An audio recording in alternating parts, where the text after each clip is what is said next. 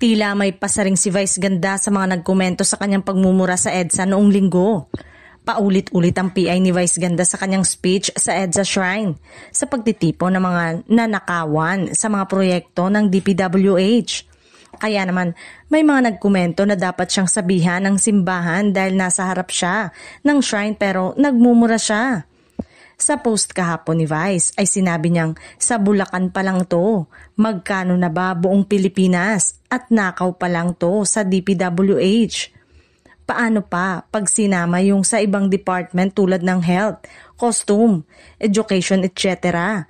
Tapos yung iba, ka-question bakit ako napamura? Ano ba dapat ang sabihin ng mga nanakawan? Thank you po ma'am sir.